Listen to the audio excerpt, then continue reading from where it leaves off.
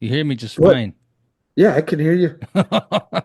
Yeah, like the whole time. I said it. Did you not hear me? I heard you. Oh, I heard you. are you just being facetious? That being facetious. Facetious. Facetious? It's just being a little facetious.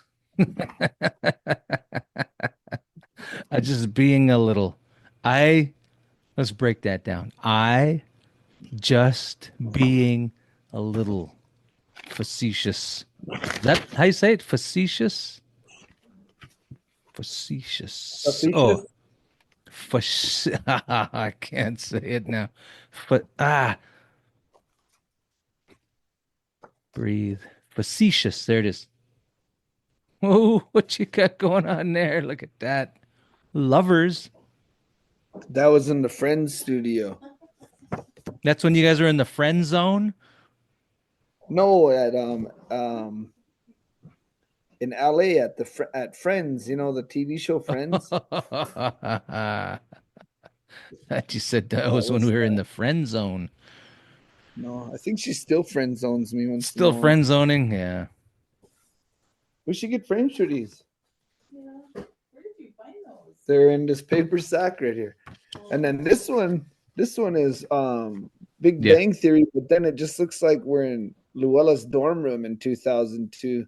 It looks it looks like she's sitting next to the that creepy guy on Poltergeist with the hat, he comes walking by the house singing like some Mormon hymn. We're sitting there like the Oh, first time we went to a white down people by house the party. river. Huh? We're sitting there like it's the first time we're at a white person house party. Yeah, sitting up straight. Got your Yeah. coat on still, hands on your lap, laughing at all the jokes. Then they even made us pick up a magazine. Remember that? They're like, pick up Yeah. the magazine. Drinking water out of a wine glass.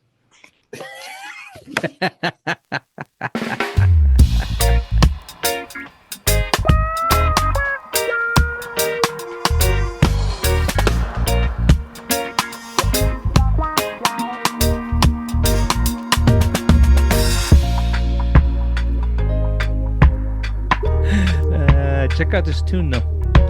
Hey, What? yeah, go ahead. No, tell me. Uh, it wasn't for you. What? It wasn't for you. Oh, you're talking to me. Okay. I was not talking to you. Oh, okay. Check it out, man. Here we go.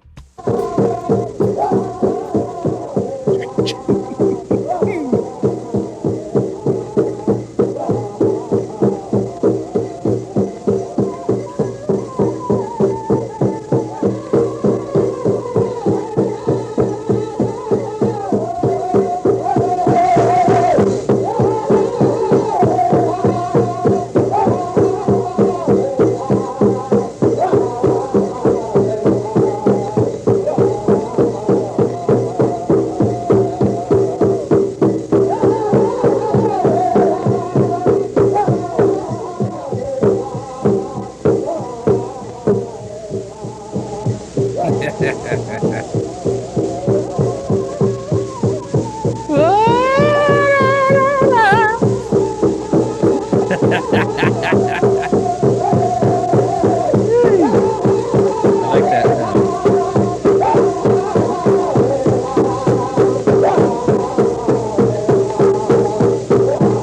like that. When they come in with the lead around this era, 1970. There's no roll. They don't roll. Yeah, it's like, Yeah, I've then heard they that hit the song roll. before. What? I've heard that song before. Yeah, it's Badlands, Oh 1971. yeah, yeah. I Oh don't yeah. know. I don't know where it was recorded or if it's a recording of a recording. I just don't know. Probably recorded in Musco cheese. That- That's like an era though, that lead. Yeah. I remember doing that once when I was singing with my mom. I was real young, like 14, 15.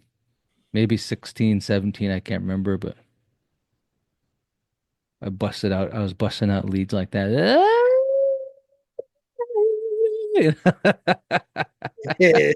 Now, about after a while, she said, "Can you stop doing that?"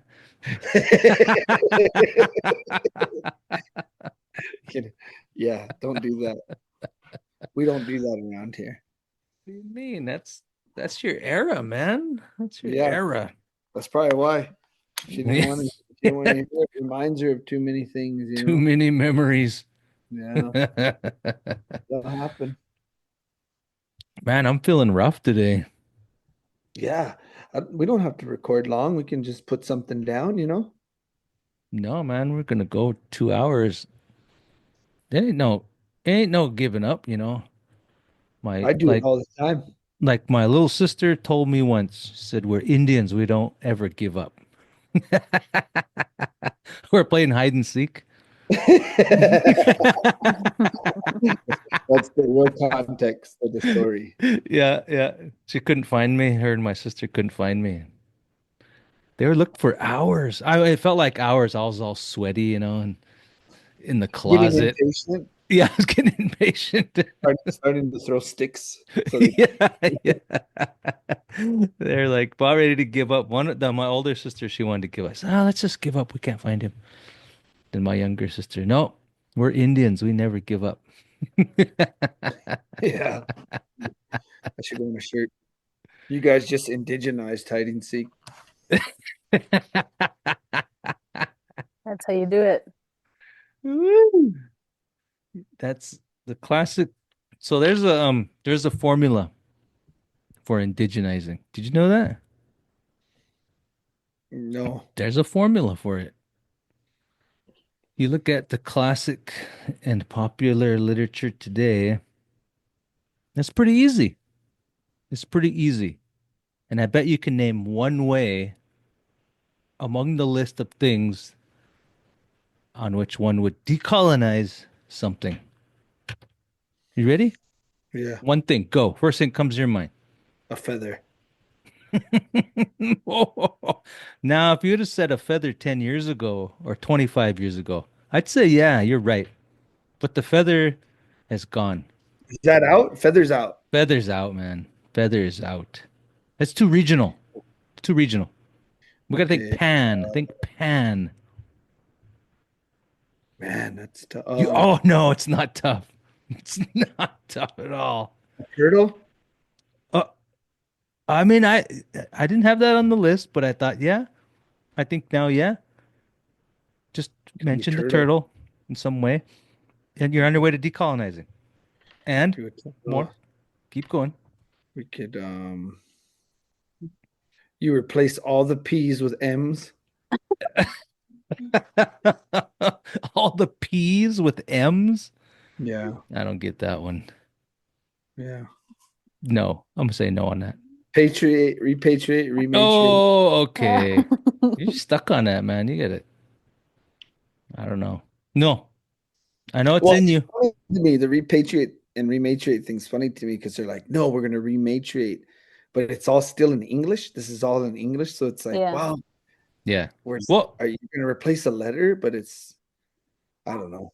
Yeah. it's one we need to do a little background research on because it has the roots in something not of this land, I think. I think. Oh, I don't know.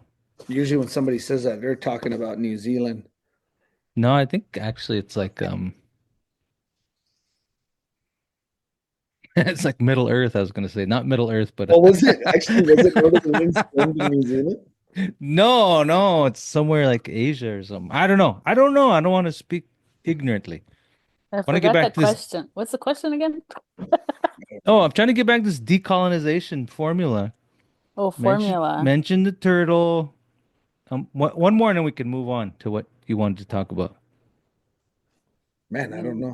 Don't be dumb. Don't You be dense, Land man. you acknowledgement. gotta braid it or There it is. smudge Yeah. smudge it. You gotta Braid braid it it, up. smudge it, Braid put it it up. Weave in it the long down. day. Smudge it. Well, braid it, then wait. Would you braid and smudge or smudge then braid? I'm not sure. Braid then smudge. You always braid the knowledge and then smudge that knowledge down. You smudge the knowledge off. Smudge it off. Smudge the colonial stench off the What's that? knowledge. What? I prefer to weave knowledge. Remember we talked about We this, did right? talk about this. Prefer, Yeah. I prefer to weave I mean, if you think about it, weaving does take significantly more strands. and strength. I need to weave a knowledge basket for all to place all my resilience in. All your thick skin. Oh, your calluses. Yeah. Yeah. That's gross. Put my wisdom baby inside this basket and Get that push one. down the river of knowledge. Anyway, what are we talking about? This can't be it. This is not it. No, this is just my I think intro banter. we're probably talking about Thanksgiving. Columbus Day and Thanksgiving. Columbus Let's Day. decolonize Columbus Day and Wait, call what's it. this? Wait now. What's this Liberation Day stuff going on? What is that? What are you talking about? I don't know. I seen it in the news. It's like a new U.S. holiday, right? Liberation Day. Liberation Day? I don't I know. I have better no not. idea. I don't want to talk about it. I don't So know what you're talking let's talk about your most recent visit to Well, just so the listeners know, I made Okay. a trip. Yeah. Miranda and I made a trip up there to British Columbia, Mm-hmm. Vancouver, BC. Yep. Our neighbors to the north. Mm-hmm. We visited old Shandin and Salisha, and we had a lot of laughs. A Yeah. lot of laughs, man. We I, had a we had a blast. a plethora. But I guess you can explain why I was invited up there. No, no, I don't want to. All right. No, I'm just kidding. I could mention a few details. So yeah, What else you want to do? I was trying to talk about it. I was trying to talk about Yeah, it. well, let's give them some. Let's provide the listener with some Okay. context. So this idea started long ago. Um, and it took shape at a previous institution in which we all had formerly taught at. And it was an attempt to provide a venue to discuss important matters or matters of importance specifically for Indigenous minded people. I don't know if that describes it, but what we're trying to do was just trying to generate discussion about things that mattered to us and do it in a public and open forum in a certain way in which people could join in that discussion and contribute in whatever manner they want. So, Salisha and I were fortunate enough to secure a small amount of money to throw on this series of events, and we had a chance to invite Aaron up to be a guest for a couple different events. It's kind of fallen off. It's fallen off. Are you playing a game on your phone? That's what it feels like. No, I mean, so we wanted you to come up, and we wanted to have a in short, we wanted to sort of have a session like we do in our podcasts here and talk about things that are important. Live session, yes. Live session, yeah. Where some Yep. questions were presented to me, it was more as a panel with all three of us. And Yeah, the way it turned out, yeah, it was more of a panel. But we had some tough questions that needed answering or that needed discussion. And I think that's what sort of kicked us off with these tough questions. And yeah, I don't know. I want to, what was your take on it? You got to sort of see the kind of the workings of an indigenous presentation in a large institution and the audience that typically populates these kind of events. It was good. It was good. Everybody was nice. Um, yeah, I mean, the questions were hard. Yeah, yeah, Questions were hard. A lot harder than I had thought. Um, yeah. they were written by you, I think, so they were pretty complicated in nature with large words.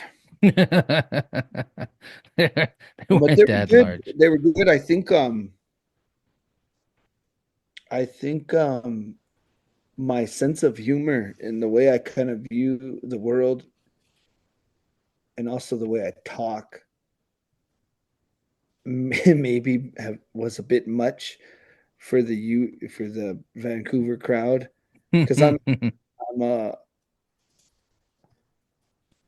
I can be obnoxious.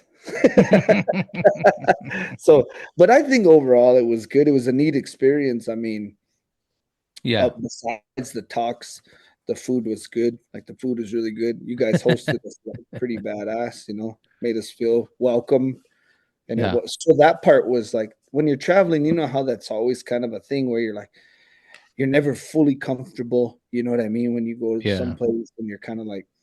So Yeah. you guys did a pretty good job of making me feel comfortable and making us feel comfortable, and then so that made the talking part relatively easy. Yeah. But that day I was pretty. I mean, that was my second talk plus a museum visit, and Yeah. You're pretty wiped out. contrary to the podcast, I do get tired of hearing myself talk, and so Yeah.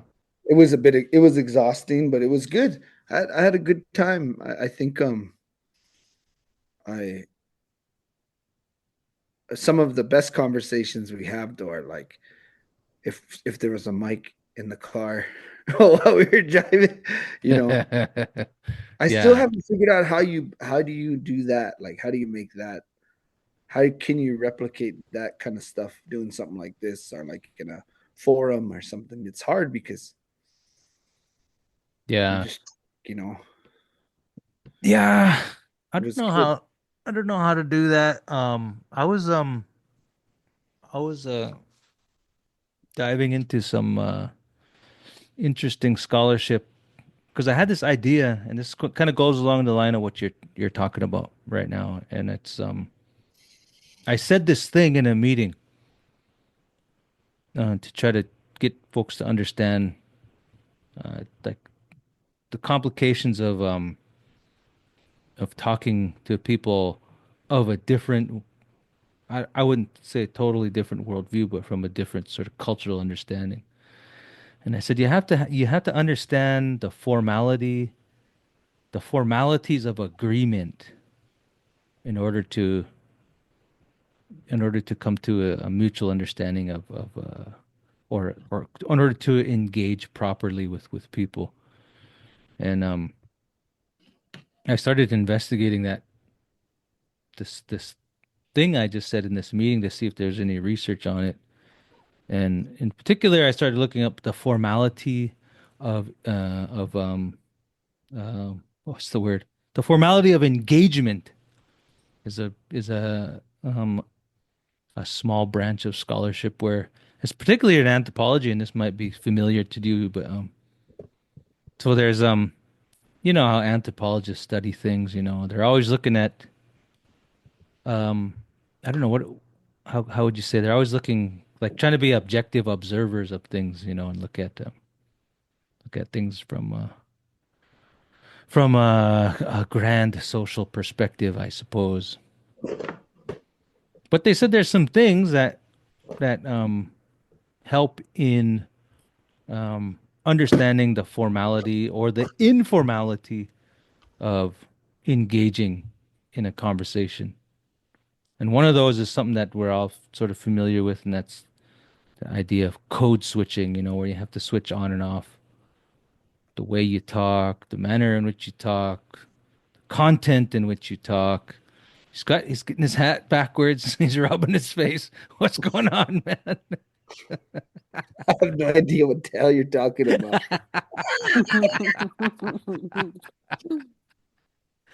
Okay, so let me just shove all that aside and say this. The way we talk on this podcast is has a level of informality. Mhm. Yeah? I Yep. would say it's mostly informal. Yes. Very informal. And does this manner of speaking in which we speak, does that occur or does parts of that occur in a more formal setting? The way we're talking. Yeah, the way we're talking now. Let's say we're still among a like-minded indigenous folks, but the nature of what we're doing is much different. Does the way that we communicate now change? I think yeah, for most people it would be different. I would Seems like it, say right? I would say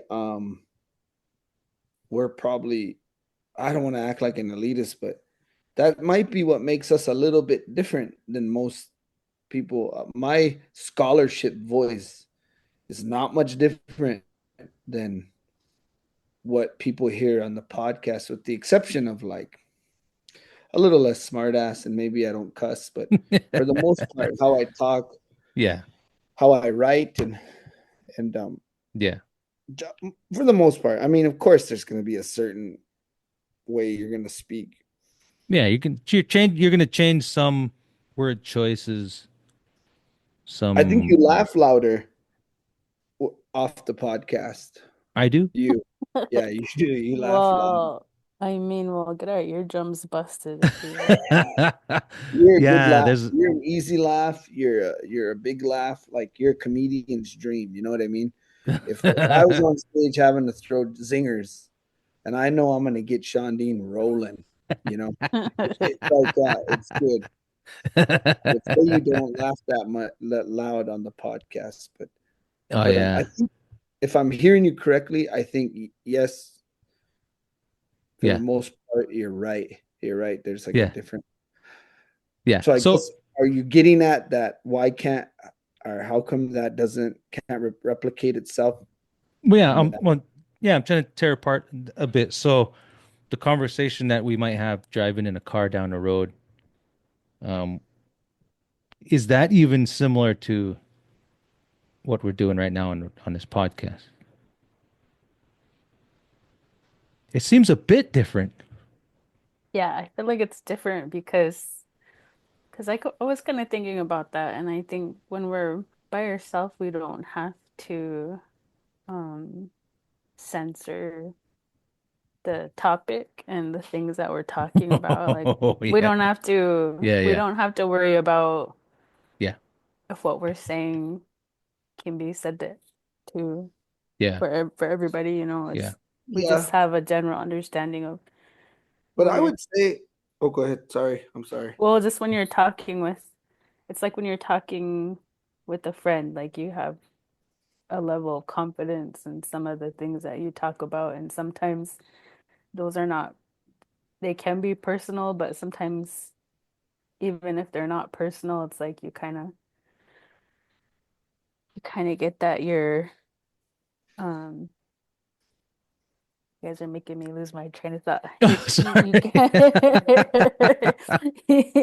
you kind of even if it's not a personal thing, like a TMI thing, Yeah. you So still know like what you're talking about is just for you guys. Like it's not for it wasn't meant for to be. yeah. Yeah, Yeah. So we know people are going to be listening to this. right. So we can't go um totally open mic on it. Even when we're in a car, if there's kids in the car, we have to up a little level of censorship in a way. So Well, I mean, what we I did, cuss. Everybody knows I cuss. oh yeah, So yeah. So what we did in of this course, around kids, you try to calm her down a bit, you know. you try to sober him up a bit so he's a little Yeah. less feisty. No. So in this session that we did, which we called it a colloquium, which essentially was sort of a panel, but I think it was a less formal. We had some questions and we tried to speak to each other, not to the crowd, about these things that we were investigating. But again, there we knew we were being listened to. We knew there was an audience, and I guess in that sort of way, we um we would sort of cater to what the audience reactions or not reactions were, and that's sort of that in some way. I don't know if that's a limitation, but it does something different to the way and the manner in which we speak. So if the idea is then, well, how do we capture sort of the car ride conversation that we feel? Well, we had some good conversations just sitting eating some dinner, sitting in the car driving. We got into some deep subject matter, but a lot of that was facilitated by a lot of comedy, things that we found funny, things that happened. So I don't know, this like the formality of engaging with the crowd, it, it challenges, it creates a challenge to capture that real raw, unedited conversation. And I don't know if it's suitable. I don't know if it's suitable. I mean, we're not talking about like inappropriate things. Most of the time, I feel like what we're talking about might be so niche. Yeah, that's what I mean. Yeah. Yeah, we're not talking dirty and telling dirty jokes. It's yeah. But sometimes, and then almost some of them conversations, especially after this week, they were kind of like therapy sessions in a way. So, yeah, some of that's not for everybody, you know. But I guess what Yeah. I'm talking about is not necessarily the topics, but how the flow happens Um, and kind of Yeah. how like we don't necessarily have to like. It's nice when you don't have to explain things all the time. Yeah. You can just talk to somebody and it just kind of goes. And it's Yeah. funny because the episodes that I like and that I've heard people give feedback Hmm. to me, which it's not like it happens all the time, but you know, there have been people be like, "Oh, I like this episode." Where Yeah. actually episodes where we didn't give a lot of a lot of background, we just kind Yeah. of talk. Yeah. Those people seem to like that with Yeah. us. We're like, you guys just visit. It's like listening to two people visit. Yeah. And I took it for granted because what I realized is visiting is like a skill, Yeah. and Yeah. people don't have that. Like that's like going away. People don't have the ability to visit. Yeah. right, right. Like we don't have to have an agenda or a purpose, or we could just talk, you know, Yeah. Yeah. visit. Yeah. That's more of the thing is like um it's probably not a cultural trait people talk about very much, but visiting is definitely like a cultural thing. It's a cult. I mean, everyone visits, but Yeah. Indian country, it's like known people visit, but Well, I think skills. there's probably cultural context to it too, though, because I remember that time, can't remember what we're ever talking about in the past, but but just thinking, I just have like little snippets, like little Aaron Brien snippets. Um, I can't remember, but anyway, you said I think you were talking in terms of crows, like you don't like come see, like if you're gonna visit somebody, you don't like hurry up and see them and leave. And then the other thing you said was not good to show up to visit, but then make the person feel sad, like upon leaving, like making them feel bad or whatever because of the topic of conversation. Yeah, I wouldn't want to bring anybody down. You should I leave mean, their place, you Yeah. know. That was a good visit, Yeah. be kind of my grandma, my dad's mom used to talk like that. Try not to be a burden, like on people. So when you go to their home, what you're going to visit with them about. If you want to just talk about, she never said this to me, but I would think if you want to talk about what just you want to talk about, then you stay home. But you're going to someone's home, you're drinking coffee together or tea or whatever. It's a two-way street. You just try to visit. Now there are times where I've gone to people's homes because I had a specific reason to talk to that person, like a particular some certain guidance I needed. That's kind of different. That's you're asking for something. So, but Yeah. just visiting in general, it's like conversationalists. People who are conversationalists would probably get what I'm saying. Like a conversation is. I mean, it really is a skill. I think it's a skill. Agreed. These Agreed. goldfish are fire. What are you eating? Goldfish, man. Is it flavored or is it just your standard original flavor? The original, man. I'm a Ooh. traditionalist. Oh yeah. Yeah. Traditionalist. Yeah, man. Yeah, so that I think that makes makes it somewhat difficult and so the truth behind these questions and the title of this thing we did, which was now I'm gonna read this title now, and I think it's kind of witty, but it wasn't really for us, right? So it was called Do it. Indigenous Wisdom or Intellectual Tourism, Problematizing the Use of Indigenous Knowledge in Academia. I mean, that's a, that's a that's an academic title, but see, it wasn't for us. Well, at least that was my thoughts. Okay, this is not for us. This is a title just to get people to show up, to say, okay, yeah, I want to know more about this. I want to show up. So layered in there is something that is of interest to us, but not specifically that title.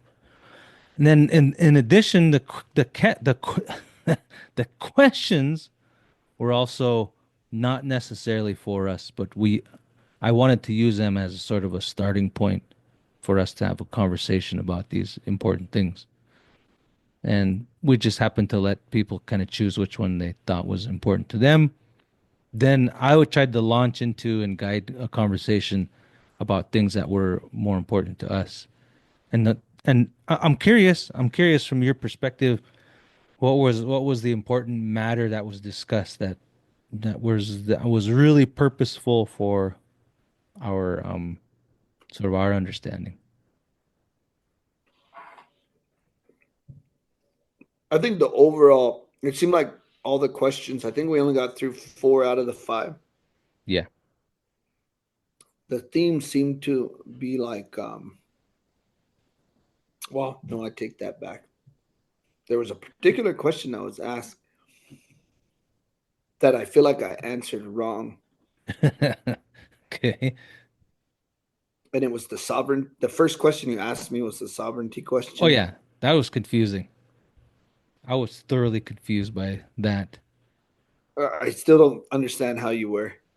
wasn't it your question though? How would you be confused by your question? I'm so Well, confused no, by that. I I'm I don't know the answer to these questions is why. And They weren't so they You weren't presented in this order though that you're no, showing. the first one was wasn't it number 4? No, it was 3. let me pull up let me pull up Oh, the original. read the question. Oh yeah, let me read these questions. But let me pull up. pull them up in the order in which. Pick two questions. We'll talk about them again. Let's do it. So what you want to do? Give me a chance to do a mulligan. You want, you want to do over? Okay. Let's get back to the questions and in the order in which they were presented. I thought they were in the same order though. That way, people who were there, they can listen to this podcast and say, like, maybe Aaron will elaborate on whatever. Maybe he's just talking crazy. You can edit. Okay, here it is. Hour. Yeah. Here it is. So the first question that was asked, or that we dove into, was when indigenous knowledge is validated by academia, does it gain legitimacy or lose sovereignty? So what I should have said, Mm-hmm. we got stuck on defining sovereignty. Yeah, because that was my question. Yeah. But I would tell you, yeah, it depends on the intent of the research. What do you mean? Intent has a lot to do with it, man. Well, yeah, I agree, but I mean, even if the intent was let's make up a scenario. Say the intent was meaningful for any tribe. Or meaningful is a tough word because okay, let's say that it helps unravel a mystery or solve a pressing problem in a community of tribal people. Yeah. Let's say that knowledge that's validated by academia is that. If it's led and driven by that tribe, I think it can be seen as a form of sovereignty. Okay. Okay. In terms of legitimizing or validating, being validated by academia, I think it's more of a tribe choosing to use academia as a tool for something. Yeah. I think is different than wanting to be accepted by academia, wanting to live in that circle. Yeah. But if a tribe, under the tribe's guidance, is using tools that are in academics to better a situation or to win a law case or to further a pursuit, I think that can be seen as a form of sovereignty. Yeah. We got hung up because you said, let's define sovereignty first. Yeah. When if you remove the word sovereignty from the question, sovereignty can be confusing because it's both a noun and what's the action word? Verb? Verb? I'm not sure. Let's pretend it's a verb. It's like a verb. I think that's right. Yeah, it's like an action. And a noun. I think it's a noun. Okay. So then it gets tricky because then that's when I said sovereignty really is the ability to make decisions, right? Like an individual's ability to make decisions. Yeah. But I don't believe people have true sovereignty. I don't think it exists. I don't believe it exists. Because we're bound by something that hampers our decision-making ability. Okay. Something that governs us. It limits our ability to make decisions. Yeah. That's what I was trying to say. Yeah. I got that, and that's where I was getting confused because then I thought, well, what is making us what is the thing that's making us make decisions? And rules. you said the rules or the tradition or the guidance by social I don't know what's the word. Well, we all know it's wrong to kill people. Yeah. But what if I want to kill somebody? Yeah. So sovereignty then is just it seemed more complicated than just the will to make any decision. Well, that's because I think you're applying tribes and tribal governments to it.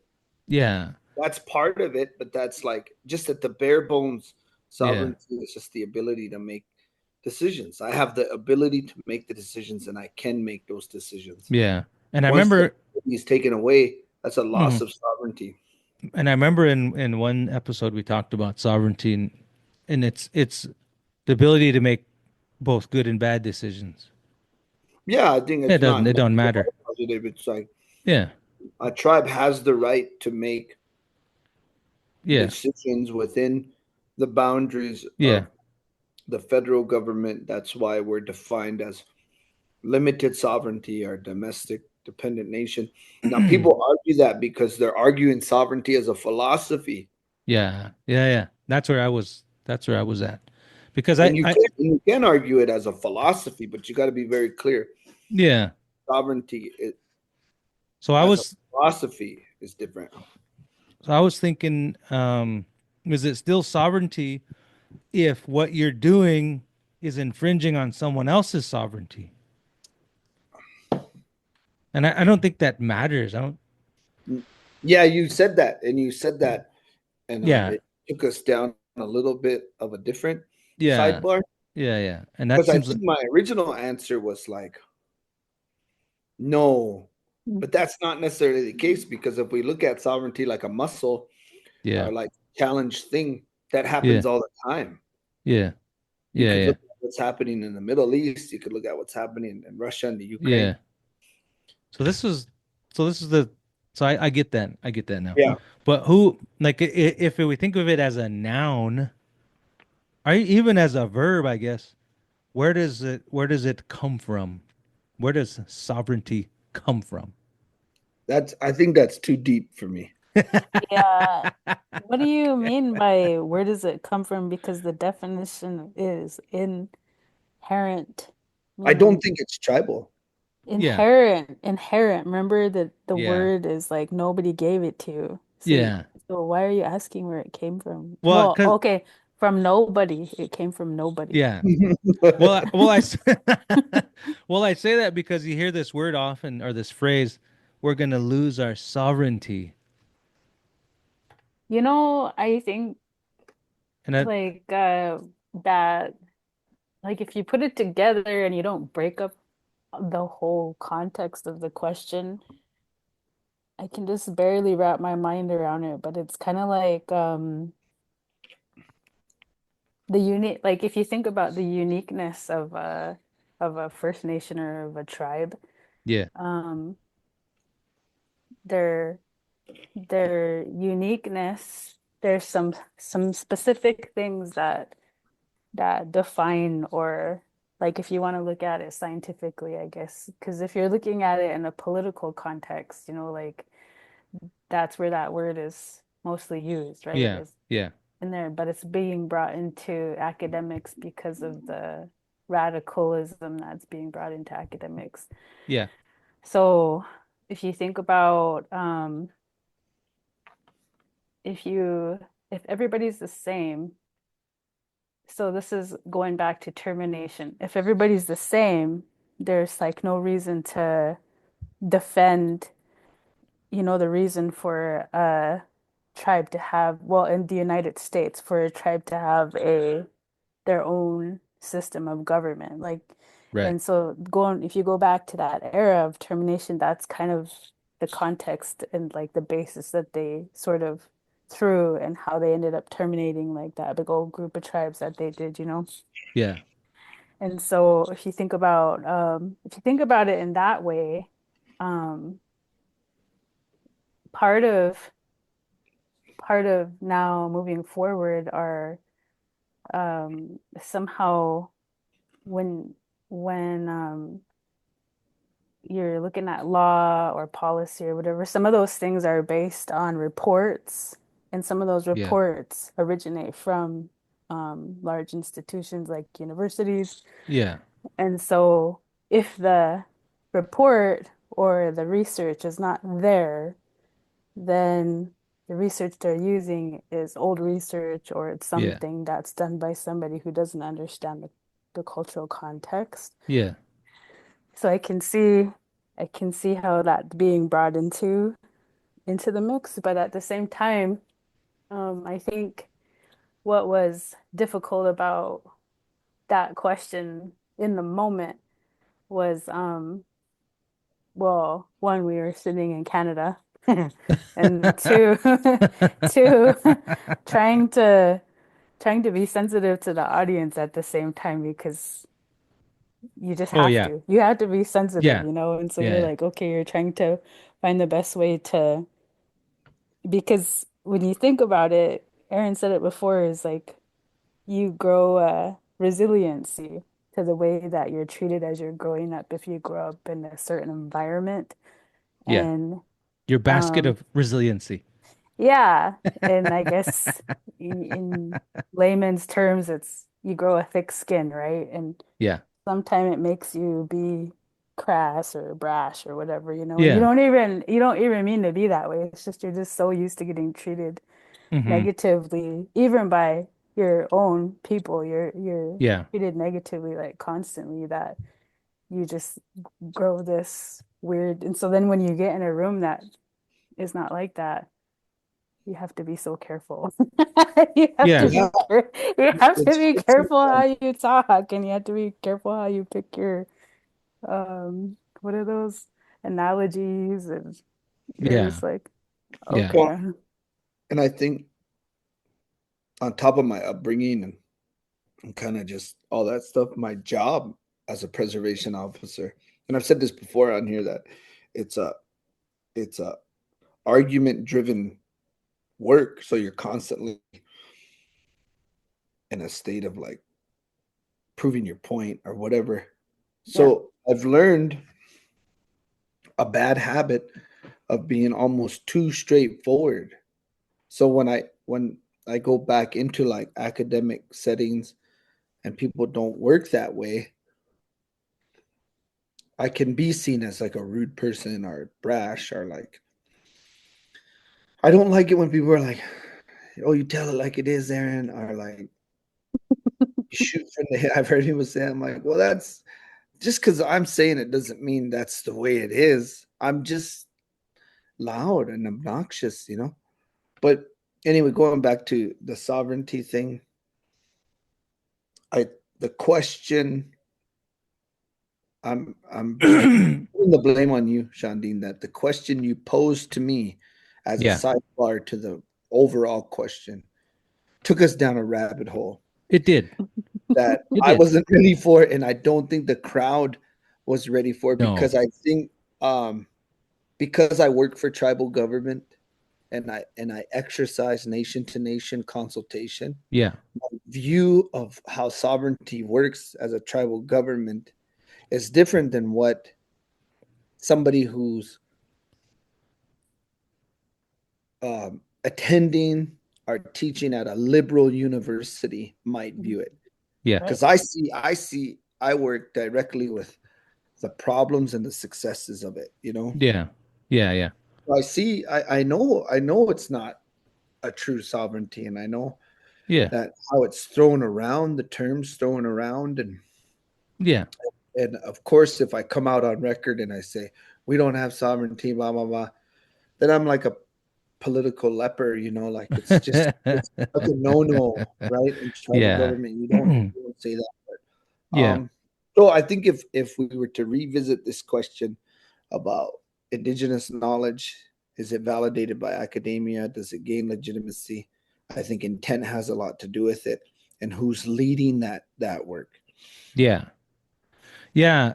And the point I brought up about losing sovereignty, the manner in which we're speaking about it is like this I don't know the word you call it, but it's not a sovereignty that emanates from a framework of political or policy kind of things, right? The sovereignty that people talk about when they say, "Oh, we're going to lose our sovereignty," that seems related to like treaty language, policy between government to government relations, those kind of things. But personal sovereignty or cultural sovereignty, it's a far different thing. It seems like you always have the ability to make a choice, but that again is also governed by some internal social rules. That's why I think you're saying you can't have both of them because sovereignty is governed by something. So true sovereignty, the purest version of sovereignty, where you just do what you want, whenever you want, however you want, that's governed by, at least if we're talking about cultural sovereignty, by something. So then this question then is kind of doesn't make sense then in that particular way, because I mean, what is there to lose if Harvard says, "Oh yeah, them Paiutes were right about this plant that grows somewhere and it's medicinal in some way."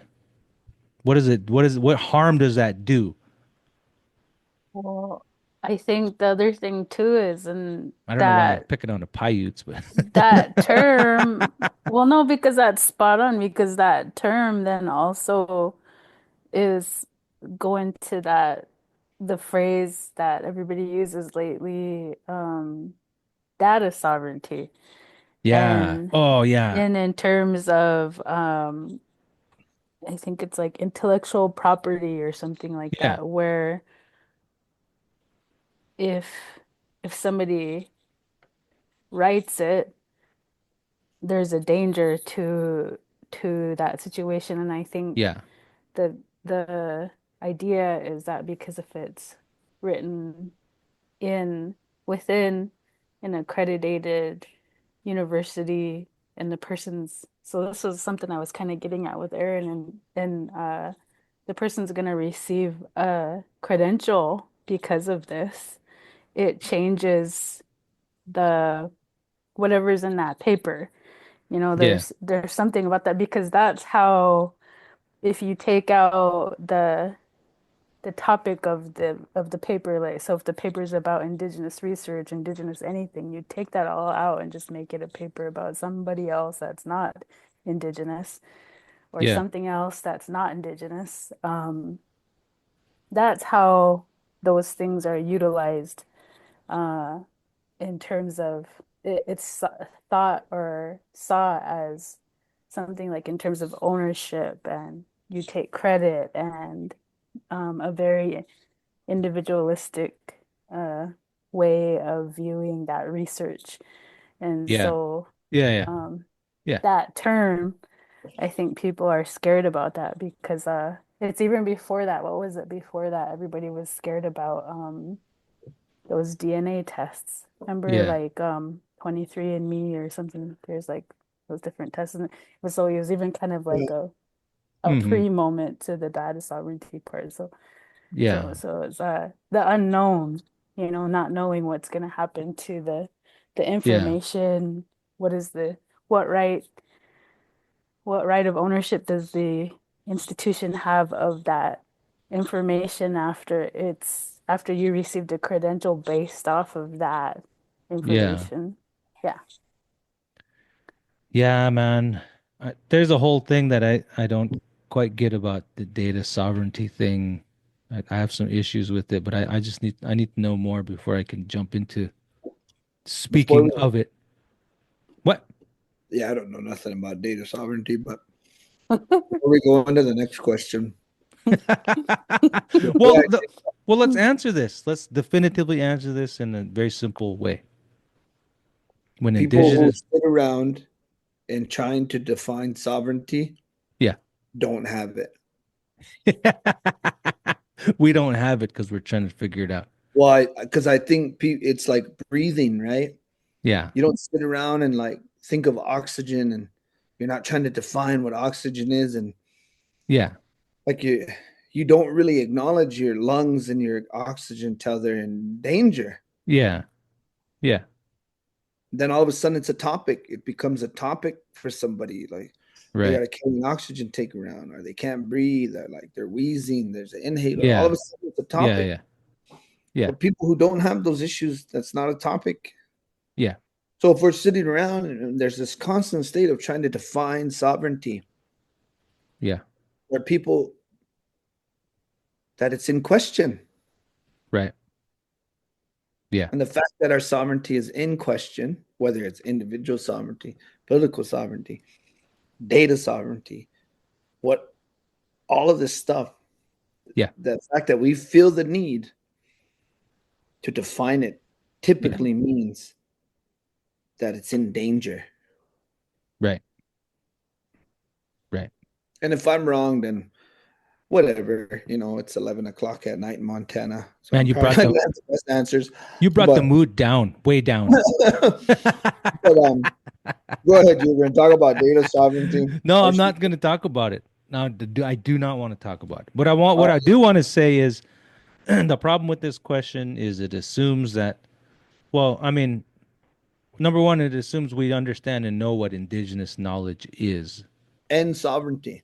and sovereignty. It's assuming that we understand what sovereignty is. And let me put another and on there. And also that we all agree on the terms of how something is validated.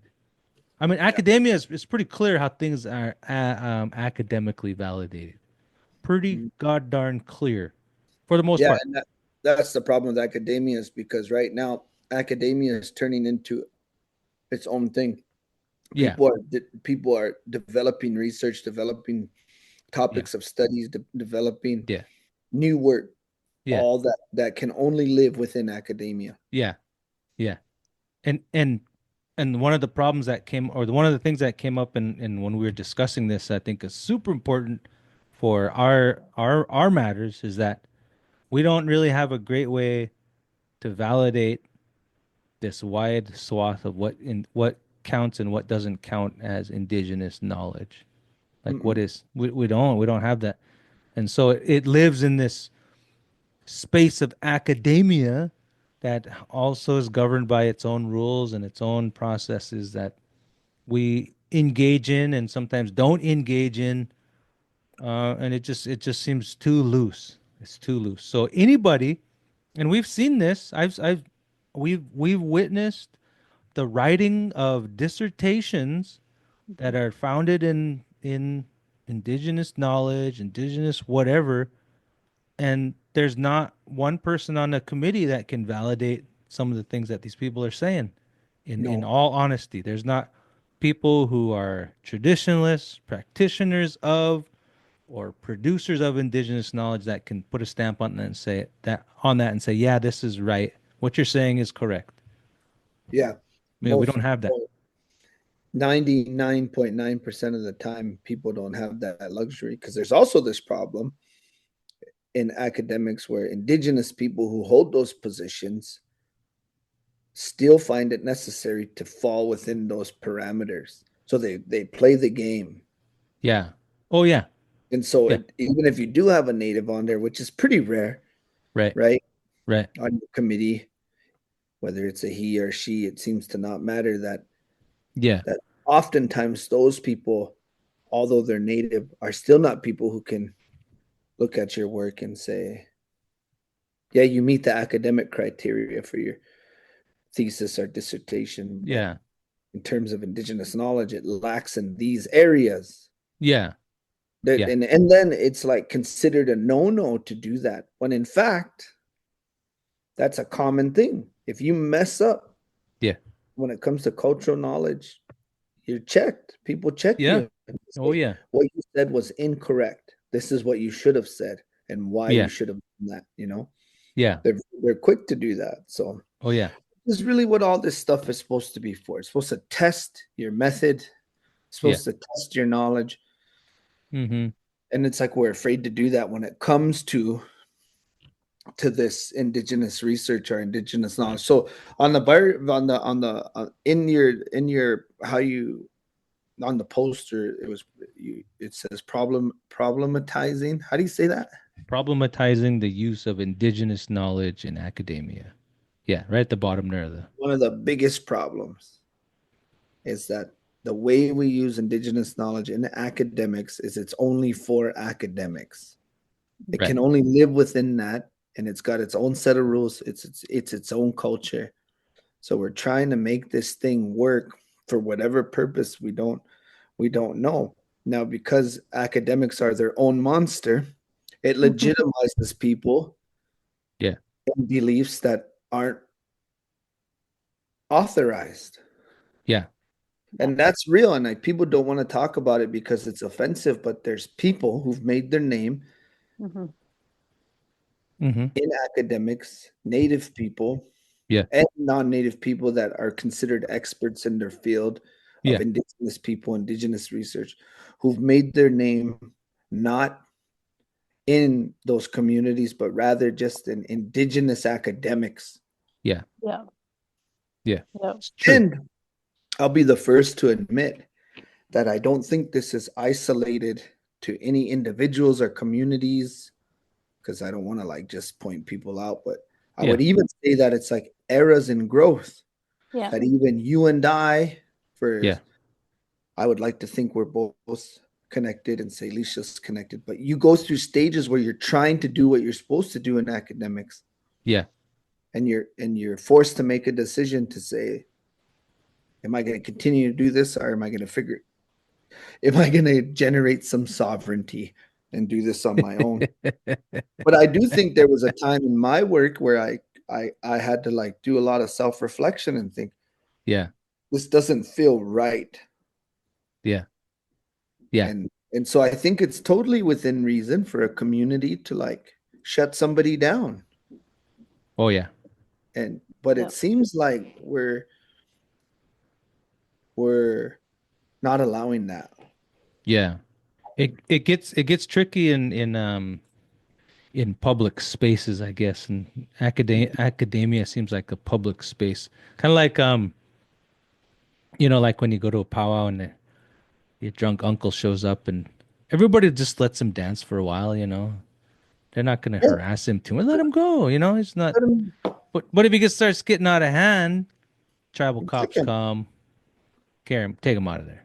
Yeah. First you try. First you get the one Yeah, aunt yeah. that's bossy, and she's like, "I'll tell him to leave." Yeah. Yeah. Then he starts crying. Yeah. No, I wanted to bring up something that, Oh, okay, okay, okay, okay. and I don't want you to get worried. I'm not going to say any names, but you sent me a video Yeah, of a particular group of people who are respected, like really respected singers. yeah. I'm not going to give context to this though, so I want people tracking it down. Okay, These people in the singing world are pretty respected individuals, right? sure. The Yeah, video you sent me was of them singing, right? yeah, Along with like the rock band, which is fine. That's yeah, cool. I've even done that. yeah, But they were singing on the beat. yeah, So to me, that's where it stepped over the line a little bit. yeah, It was like, yeah, it's not my style anymore to like sing along with a blues band or whatever. And I admit I did that before. Like I've done that. I've okay. tried like to do like the fusion stuff. Yeah, And but what I would never do is sacrifice the integrity of my own singing, where I'm like, if somebody said, well, we want you to sing on the beat because this music is in this timing and it's on the beat, I would yeah, just, no, it's not going to happen because that's not the way you're supposed to sing, right?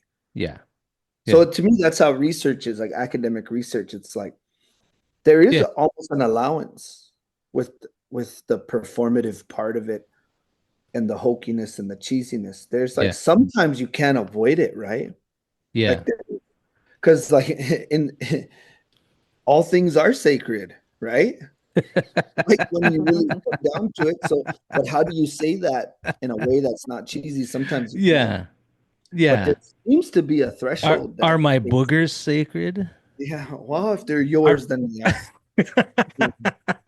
If they're yours. But it Yeah, seems I like get you mean. Yeah, every topic has a threshold yeah, Yeah. where there's a point in which you need those people to check you. yeah, Yeah. Mm-hmm. And like I don't want to act like I'm pointing out certain people. I'm just saying in that setting, regardless of what the setting is to me, I know for a fact I would have said, no, I'm not going to sing on the beat because that's yeah, incorrect, yeah, the incorrect way of singing. yeah, And in fact, as a singer, my whole singing life, I've tried to avoid that. oh Singing yeah, on the beat. It's like the thing, yeah, yeah. it's like the singer's worst nightmare is to like sing a crow hop and then get on the beat and then you're stuck and you're like trying to get out the beat. Oh, so awkward. So awkward. Or like when the one guy leads who's kind of not, it's kind of a bit So green. everyone has to wait that one extra beat Yeah. Yeah. to try to cue him. Yeah. Yeah.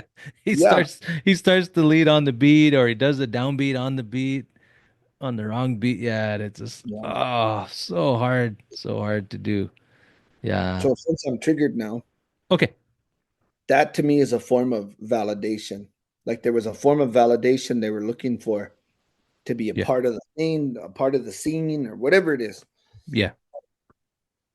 And Yeah. and what I'm saying is I think it's totally okay to use academics. I think it's totally okay to live in that world, to Yeah. even stay in that world for a long time. There, I don't think there's anything wrong with it. The Yeah. part in which you reach that threshold, you have to be very self-aware and have a Oh lot of yeah. confidence in the work you're doing to Yeah. be willing to go past that threshold, or to be willing to say, this is my point. So that means Yeah. that everything I do from this point, I've now reached my limit in terms of when it goes from good work to like you're just doing too much. Now it's just too much. It's like you can't be that way. Like you gotta check yourself. So Yeah. Yeah. I Yeah. think that's a hard question when you think about it. It's like, It is is really it when it is is. that point for everybody's different. So that's why I still believe indigenous research is not a methodology. I think it's a philosophy, and it's Yeah. even like an individual philosophy, because I don't think it exists as a method yet. Yeah, I mean for sure as a methodology it seems to be there aren't some constraints that make sense yet. I mean you can say well the methodology is part of it is that all things are sacred. Wow, that's too broad. I mean, that's just somewhat broad, you know, or all things are related. That's the methodological stance of indigenous research. And so, well, that's good, but it doesn't help me choose a method. No, it doesn't. It It doesn't doesn't. help It's a me choose a method. great sentiment. It's a good sentiment, Yeah, and it's like you said, a completely accurate, philosophy. or Yeah, is it completely inaccurate? It's kind of in the middle. It's not a completely inaccurate statement, no, but it's a no, simplified form of a complex belief system yeah, that I that you can't define using, like, not necessarily using English words and yeah, like yeah, levels yeah, to it even, so yeah. And I think some and the people would, yeah, go. well, I was just going to say the moment in which you sacrifice that too, where you say, well, I can say this in English right here, everything's sacred, then I can just leave it there, knowing that that's not a complete accurate statement. It's not completely inaccurate. And the Yeah, moment I don't want to explain that, then maybe that's the moment of like, that's kind of a form of selling out. That's kind of a form yeah, of like, yeah, well, I'm man. not going to present the idea then if I don't want to explain it. Yeah, yeah. It seems exploitive. Yeah. It's almost like when people say this is exploitive. An elder told me. An elder told me without telling you who the elder. I mean, the word elder in itself is problematic, but when they don't want to name the source, it's problematic. And Yeah. it exploits people's ignorance. And then there's even a difference in indigenous knowledge when it's like, this is what I learned from these people. This is what my opinion of what I learned from these people. That's Yeah, different. My opinion is different than what was taught to me. So, like, right. but I noticed there's people in indigenous research that will pawn their opinions off as that form of indigenous knowledge. They'll say, Oh well, this is what yeah, I learned from them, and this is what I made of it. Well, that's not that even limits those things. So you look at, like, you yeah, guys have coyote stories, we have old man coyote stories. Those are like, they're not limited to a like a protagonist and a moral and a like it. They yeah, function different, right? yeah, yeah, yeah. It's not a fable. So that's why they can be heard all 1,000 times, and each Yeah, time they can be used a different way. So, yeah, like, to me, that's like some me publishing. This is what this old man coyote story means. then it's like, Yeah. well, then I made it that thing now. When really Yeah. that's not how their function works, you know? Yeah. Yeah. And I'm not saying you can't have your opinion in indigenous research. I think it just has to be clearly stated. This is what I've gathered from the knowledge that was given to me, which is what you should be doing in any form of research anyway. Should be. But You you can't, should be. you shouldn't be a young researcher shouldn't be making statements like, this is what my tribe believes in. Well, Yeah. then where did you get that from? Yeah. Yeah. Variation exists in a tribe. Did you Yeah. learn it from who? My maternal grandfather, whatever, who it was. Yeah. It's important to cite where you got it from. Mhm. Yeah. And we can't shame people either from learning things from like archival sources. And that's a No. weird thing happening where it's almost like you're not allowed to learn from books or you're not allowed to learn from. Yeah. And it's like, that's crazy too, because that's Yeah. just where we're at, right? You should Mhm. learn from the mountains. Yeah, go to the mountains. That's Go where to the knowledge is. oh, I mean, yeah, yeah, you should. You should go to the mountains anyway, right? Like Yeah, it's fun. It's peaceful up there, you know? it's peaceful. Hang out. Everyone should. Everyone should go to the mountains. Yeah. So I don't know. So that was that one question. So Yeah, that there was was the two one of them. question. There was Yeah. two of them that I kind of stewed on. Okay, That was the let's look at it talking. again. Then Yeah. the other one was the window dressing one. Oh yeah. Okay, let's look at it again. Window Indigenous shopping, window dressing. What is indigenous, indigenous knowledge or intellectual window dressing. How do we keep academia from just playing indigenous? That was the second one I think we chatted about. So this, I've changed. I kind of changed my stance on this. So this is what I said. What I Yeah. thought Okay. afterwards. Okay. That's the only way indigenous knowledge can exist within academia is window dressing. That's the only way Okay. because it can't fully ever get it. Yeah. Okay. Yeah. Yeah. Yeah. I get what It's you're going saying. to be passerby knowledge all the Yeah. time. Yeah. Hmm. So what I think the only way to combat that is to reduce and narrow the questions. So what are we asking of indigenous knowledge? We Yeah. got to get out of this like what does it mean to you to be indigenous? Like these really broad like Yeah.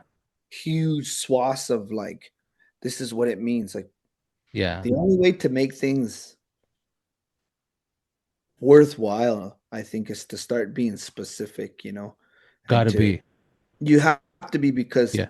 if we just acknowledge the fact that this window dressing idea can't go away because academic institutions in their overall concept for every student is window dressing. They're only there for a short time. Yeah. So there's no way that any academic program is going to fully understand any indigenous knowledge system.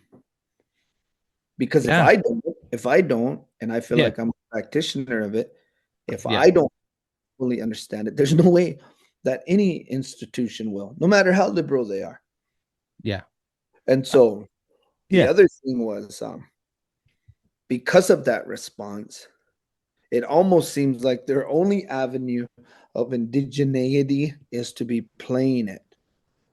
Yeah. Because I don't know how you fully encompass our beliefs and worldviews, concepts, philosophies, if you fully understand it. And then how does it manifest itself in that academic setting? I don't know how that would happen. My Yeah. brain, so I sat on this and I kind of thought about it and I'm like, I answered that question wrong. I don't even remember how I answered it because it was the last question I think we asked. But I just don't know how it's possible. Yeah. I think you're right, and I wrestle with the same issue as well. That if you take if you try to take any pathway of to knowledge out of context, out of its context, it loses, it gets lost. It gets lost. Because it has no other option. Hmm. Or it doesn't become lost. Or I guess another way is if it doesn't become lost, it becomes static, becomes frozen, and it's not really. it doesn't serve the same purpose because it's been taken out of the context in which it was generated. Because And to me, knowledge is it ought to be considered a living thing, and it needs to be continually fed data to continue to refine its purpose. yeah, no, And yeah. yeah, that's this. It just seems to be make sense. So I think you're right. It's hard to take if what I think of as true indigenous knowledge from what we see in our communities, that can't be put into academics. It just can't. It just there's just no way. So I think you're Especially right. not in a broad sense. Not in a No, broad sense when no, we're no. asking these questions of like. That's why it's if you're gonna do it, it's important to like Yeah. And make and it. I yeah, and I think that's why there's been attempts to try to attach sort of like a ceremonialism or a tradition to academics that sort of mimics where these knowledges are produced, but it just doesn't. That's dangerous, man. And That's that's dangerous dangerous. for a lot of reasons. Yeah, But what it's ignorant because yeah, the majority of native people aren't practitioners. yeah, So that then yeah, to use a analogy or to use a method of ceremonialism in research isn't going to make sense to people anyway. So now no. what you're doing is you're it's like a form of money laundering where you're Yeah, washing dollars and now yeah, people are getting that other form. It's the clean dollars they're getting, where everybody that's a practitioner, we have to deal with all of it. We have to deal with all of it and live amongst all of it. And so now when people go to these academic institutions and they get this weird filtered version of it, that's yeah, what they're bringing back to their communities. But because of their acquisition of their degrees and credentials, it places them in positions of authority. So then they become the spokesmen of those things. yeah, And so then now that younger people come up and see them as the Mhm. official of that thing. So then it's just creating this diluted thing that's happening yeah, because we're not constantly doing this self-checking thing. We're not bringing what we learned back to those people saying, this is what I learned and this is what I think. What do you yeah, guys think? And then they say, you're full of shit. yeah, So then Yeah. I take that and I say, all right, where am I full of shit at? Show me. Then they show me, then it's my job to fix it. yeah, But because I already defended my thesis, I already wrote my capstone paper, there's no need for me to fix it. So then I'm like, well, I already got what I needed. Yeah. yeah, And there yeah, seems to be this thing happening where when you watch people, when you're in it, when you're in academics, it's hard to see it because you're like struggling, right? Because school's hard. yeah, But now I've been out long enough and I've seen people go through and come out the other side. yeah. And I've seen the way communities react to them. Mhm. Oh And yeah, so then I'm like, that's almost like where it should be studied. It's like, well, what happens to them Right. after, and so I don't Yeah. know. I'm struggling, guys. Just kidding. no, there's a lot of truth in what you just said. It's something that like I said, that I wrestle with often, and I try to guide the people I work with and the influence that I can impart in academics to get a higher resolution of understanding of what, at least for indigenous scholars, what indigenous knowledge is, but for the non-indigenous folks, for them to understand sort of the boundaries of how useful and not useful it is, and not to blur those boundaries. But I mean that one's sort of easy, like dealing with non-indigenous people and understanding this. That's sort of Mhm. easy because they're arm lengths away, you know. They can say, yeah, that's wrong, don't do that, and they trust and believe me, I guess. But And it's and they're always going to be arm lengths away. That's yeah, the yeah. It's the internal struggle that's it's very delicate, you know. The indigenous scholar is a delicate creature, and it Oh, they are. They're sensitive. They yeah, really. and you can't treat them like a community member in your community. No, Well, and that's the way No. it's presented to us. Yeah, It's presented like this indigenous. indigenous scholarship. It's a conflicting situation because um that message of getting educated is an old message, and it's not.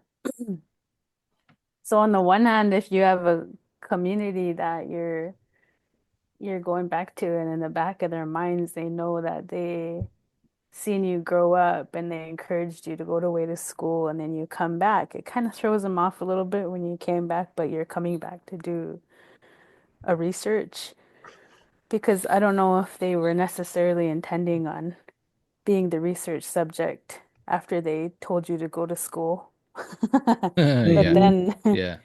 yeah, but then I had a I had a thought was something along the line of like your personal values. Your personal values have a lot to do with that confliction, because your personal values are not aligning with um, the institution in itself, and that's already a challenge.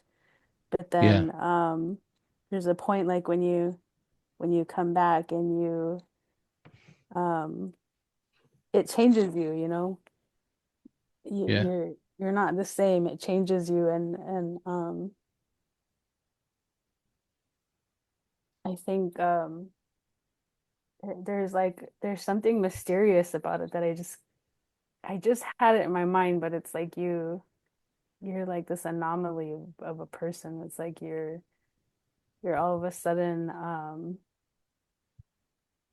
you're all knowing, but at the same time nobody wants you to come around, but at the same time they do, and then they need your material because then all of a sudden everybody needs to do a lesson plan with your new work. Your new work is a lesson plan. So it's like this give and take.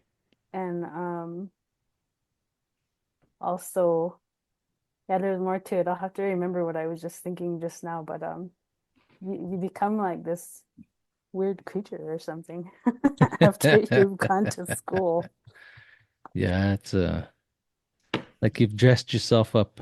You dressed yourself up with the Oh, I no. remember. Oh, No, I remember what I was just thinking. yeah.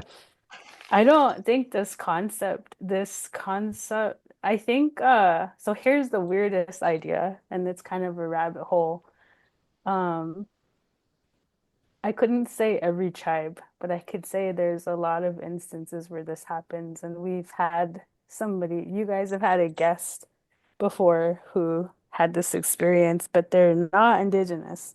They're clearly not indigenous, and Yeah. they're clearly just enlightened by the idea of this new life experience, and they're really open-minded. Um, anyway, in most cases, this is like a white person, right, who comes Yeah. and they make all these friends with all these, in your guys' word, all these practitioners, and they start hanging out and they get to have all these life experiences, such as taking a sweat or something like that. Well, Get an Indian then name. I don't know what it is. Yeah. I feel like somebody might have a story about this and could explain this. There's probably some weird coyote story that explains the situation, but I don't know why it is. But why is it that person who then becomes fluent in the language, like in a year, like in 1 year, all of a sudden they can just like converse with like the oldest person on the res, and they're laughing and joking in the language, and you're like, what the hell? I've been taking these languages classes for all my life and I can't make one sentence. And anyways, anyways, there's a word. There's a word. And so my thinking is going along the lines like if there's a word for this, I feel like this is a related word. Because I remember one time, just for the sake of like not talking about people, I remember hearing this older lady one time call the white person in the group sloot, yeah, like it was like a word for that person that represented like, but they were like accepted into like the social the social construct. Like it was like they were like always a part of the situation. Mm-hmm. And it kind of reminds me of like how we have this change. It's almost like a thing that's turned around, like maybe somebody who goes to school and comes back and they become this different person, they become this part of the social construct where, you know, we have a Yeah. lot of expectation on that person, but I think it gets real, the conflict in it all is like our relatives think that, oh, you're gonna go to school and you're gonna come back and you're gonna help the tribe, but the reality is I'm not sure if that's really what they mean. Like when they told you to go to school, because when you come home and there's like nowhere to work. And they don't So even want you. They don't want you. Yeah. like, Like, oh, we thought we got okay. rid of you. Yeah. Maybe you should go work Yeah. in Missoula. Maybe we need to make a word. Maybe we need to make a word for for that type of person who just gets kind of put on the outskirts of everything, but yet Yeah. everybody needs their dissertation in order to Well, to carry on. I think it's a strange, it's just like, it's a strange mix of things, but I think it comes down to, well, at least in my opinion, how we validate people and their expertise, you know. We've sort of adopted because of the governance structure that we have and the need to have people who can um, manage programs and those kind of things. We need people with skills that are not found in indigenous communities or in tribal communities. Like you don't go off and grow up and learn, grant management. That's just something you don't get just growing up native. You don't get that. So you got to get some credentials to do those kind of things. So there's a sort of expectation that, okay, go off and let those folks validate something for you, that in the form of a degree or a diploma. But in the meantime, if you're not doing the thing to maintain yourself in a traditional or customary sense among your people, then you sort of lose, or you don't get validated. You don't get validated to be a person who can do that thing that's outside of the tribe, and the thing continue to still do that thing that's inside the tribe. So it's almost like you need, and it, I don't know, that's true anywhere you go with in humanity, is you got to play a game that meets two needs often. And if you're letting one slack, or you've never had one, then it becomes somewhat challenging. But then that gets really mixed up though, because if you look at most people, a lot of tribes, I'm not going to say which tribe or where, but a lot of the top positions are filled by people who don't have that internal cultural validation.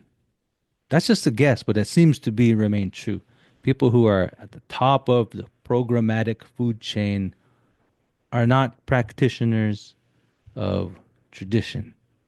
That's kind of a bold statement, and it's probably not true for everybody, but just by I the think it's nature. fair to say that even in most councils are not people who are practitioners. Yeah. And in fact, when you do meet people in councils who are, it's kind of a rarity. Yeah. Um, there seems to be some weird little uptick, at least in Montana, of people in council who are at least advocates of culture, Yeah. which is Yeah. even different than in the past, Yeah. Knowledge enough to advocate for. Yeah, to at least not get in the way. Yeah. Yeah. Yeah. Because we've seen a lot of that getting in the way, but think they're advocating, but just getting in the way. Yeah. Yeah. So I think that's a huge thing. The idea of validating knowledge and where, or validating expertise is a huge thing. What was you going to say, Aaron? I was gonna say it's 11:37. Let's revisit some of these remaining questions in a subsequent episode, and we'll try to Well, break them down a bit more. Yeah. I'm glad I wanted to those two questions were kind of bothering me. So You wanted to vent. I wanted to have a do-over. But I'm blaming the first one on you because you started talking about sovereignty and then I got sidetracked. And Yeah, I did it because I was confused, and I'm this what we talked about today clarifies it a bit more for me. And I was trying to get to that clarification then. So sorry, man. Sorry I spoiled your trip. Okay, sorry. Why you mad? whole trip ruined. Whole trip ruined. Yeah, cool, man. Let's cut it off there then, and then let's talk about it some more, man. I don't know if you want to talk about these other questions or not. I don't mind. I don't mind. We don't have to. Yeah, we'll see if we're in the mood. I don't know. Mood. Yeah. I want to listen to the audio of our session and see if there's something in there that we might want to revisit also. But let's just like anything, let's not make too many plans for what's next. Okay, that sounded sad, but all right. I know we're not supposed to leave the visit sad. All right, that was sad, No, let's but plan. whatever. Let's have something to look forward to. Okay, let me revise that. Yeah, man, let's talk about that. It's gonna be cool. That'd be awesome, dude. What a great suggestion. You're a swell guy. Okay, we're overdone it now. Okay. All right, that's enough. All right, I'm gonna stop this recording then. We're done, yeah? Yeah.